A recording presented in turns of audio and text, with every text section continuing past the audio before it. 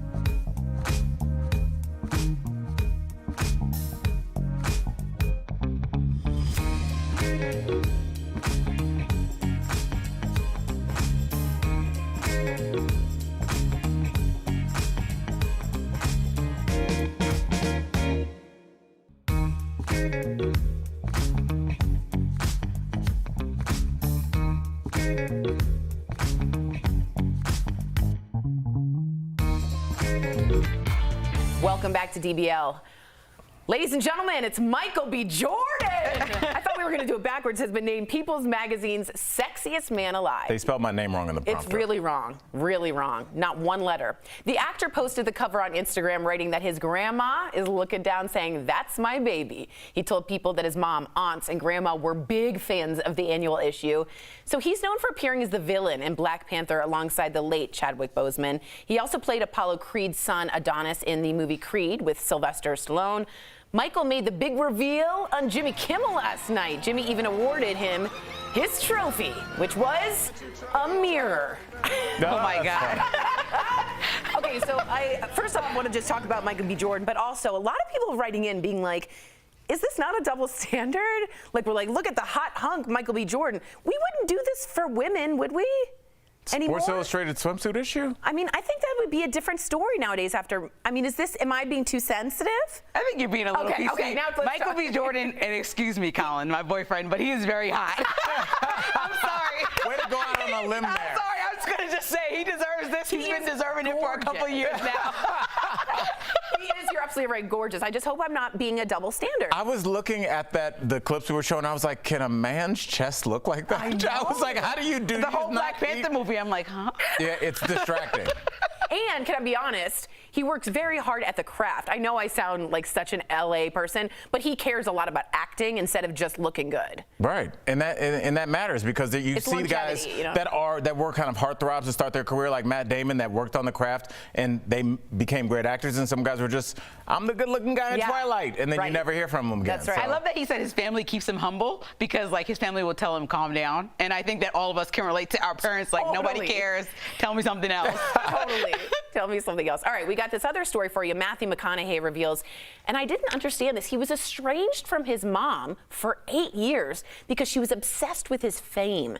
So during an episode of Red Table Talk, which we all love here, Matthew says his mom started taking advantage of his newfound fame in the mid-90s. He said she would leak news about him to the media, invited the tabloid TV show Hard Copy into her home even. Take a look.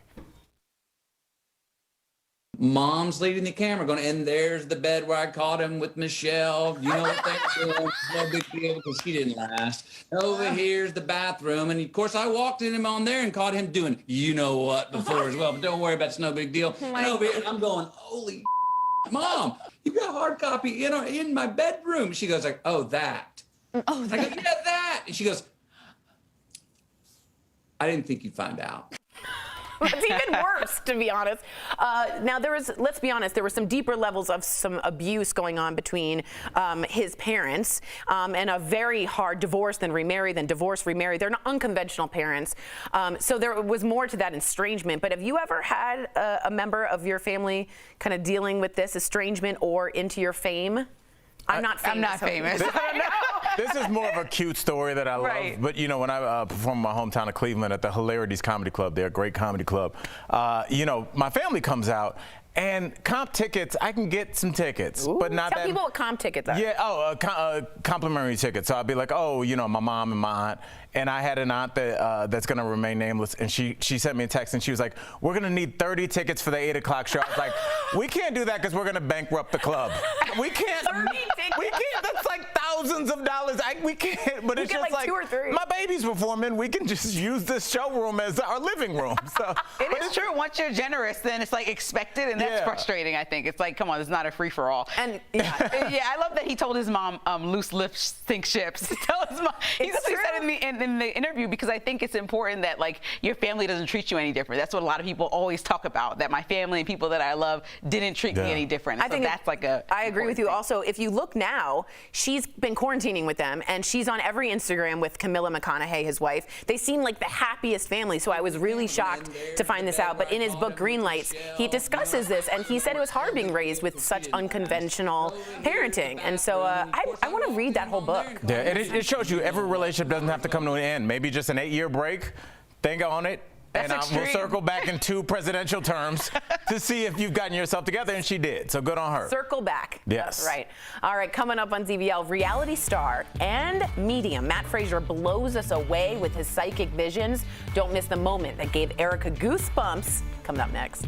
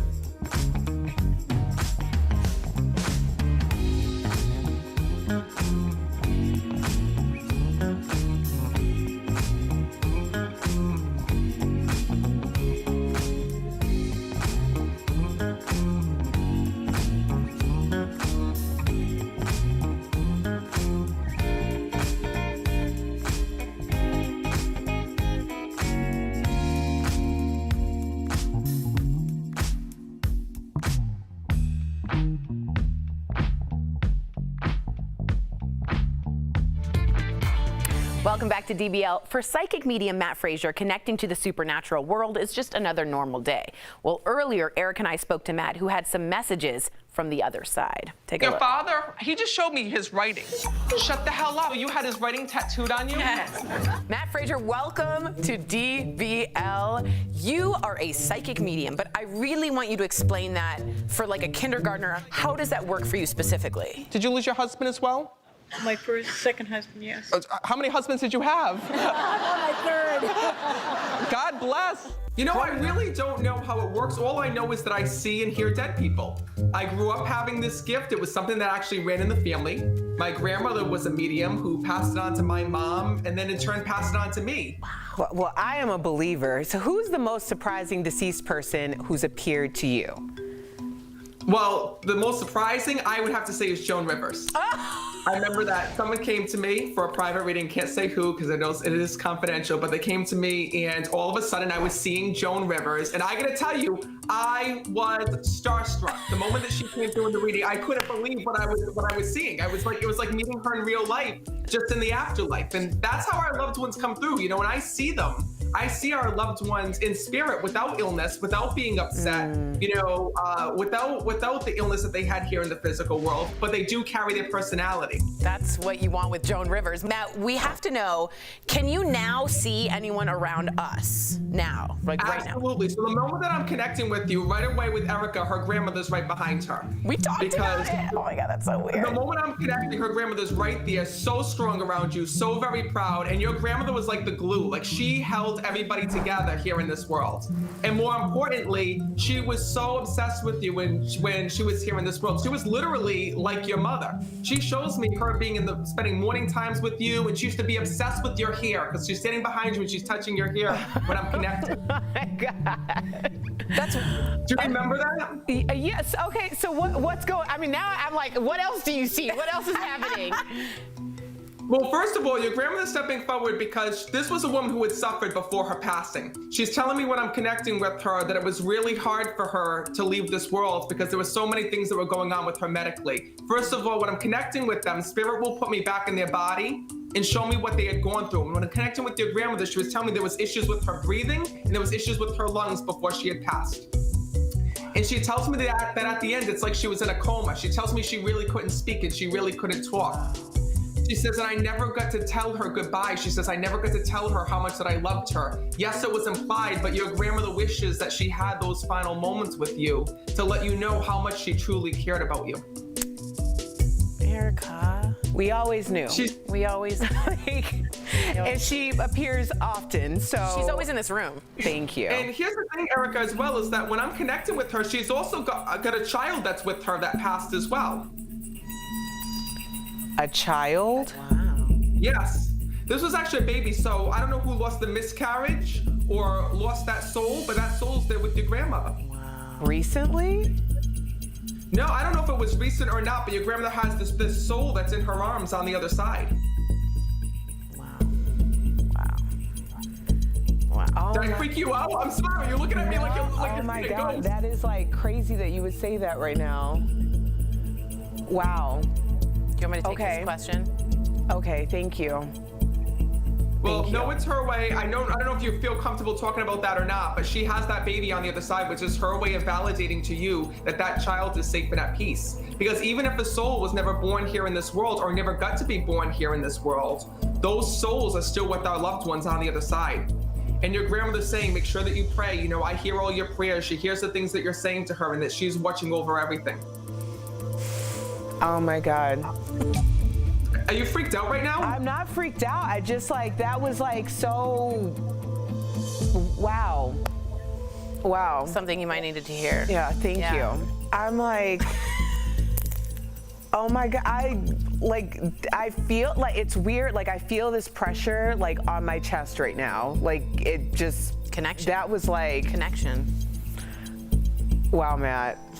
Well, listen, if you pass out, I used to be an EMT, I can revive you. And if you die, we'll just talk to you, Erica. So you're all set. You don't have to worry.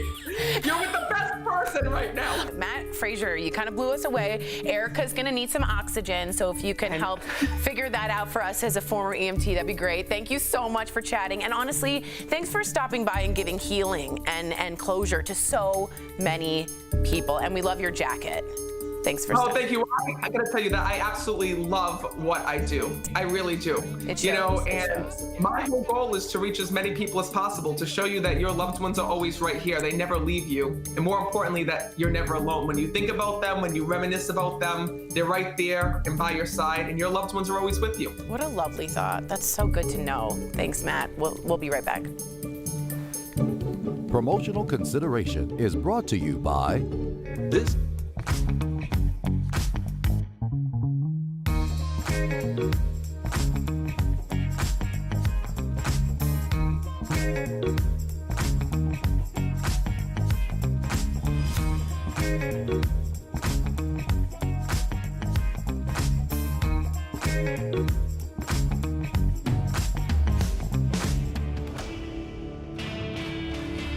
Viewers sent us this tweet from former advisor to President Trump and conservative commentator Sebastian Gorka. In his tweet, he points out the backdrop during a Joe Biden speech that says, "Office of the President-elect," and he claims there is no such thing. Well, let's verify. Is there an official Office of the President-elect? Our sources are Gary Nordlinger, a political science professor at George Washington University, and a memo from the General Services Administration. As best I can tell, it's a very, very nice photo backdrop that Joe Biden came up with in the last week. Nordlinger says, no, there is no official federal office. However, our researchers did find a memo written this year by the General Services Administration, the agency that enables the presidential transition. The memo informally refers to an Office of the President-elect to simplify the terms for the transition team of the President-elect and the Vice President-elect. Our researchers also found this picture from January 11th, 2017. Look closely. President Trump himself had a similar sign that reads Office of the President-elect. So no, there is no official Office of the President-elect, but it is an informal title for a transition team, and Joe Biden isn't the first to use the title.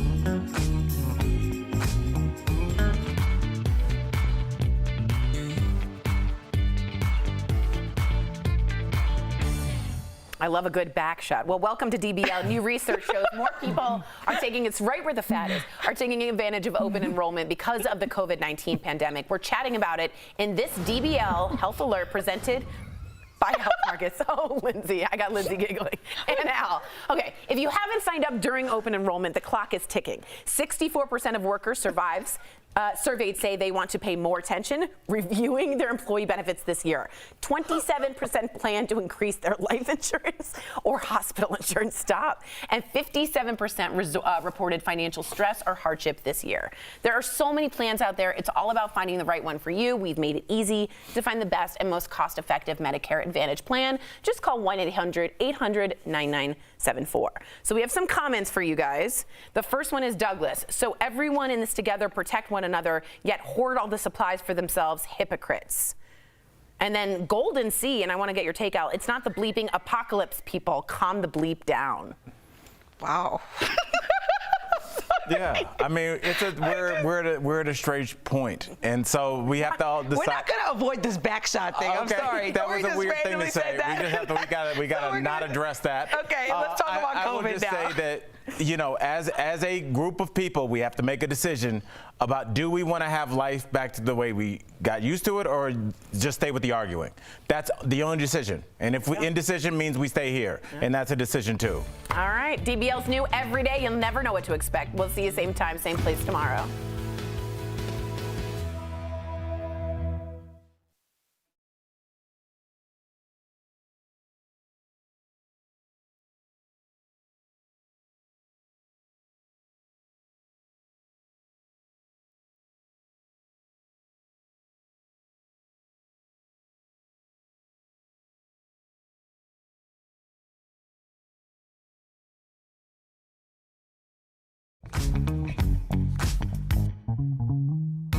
Thank you.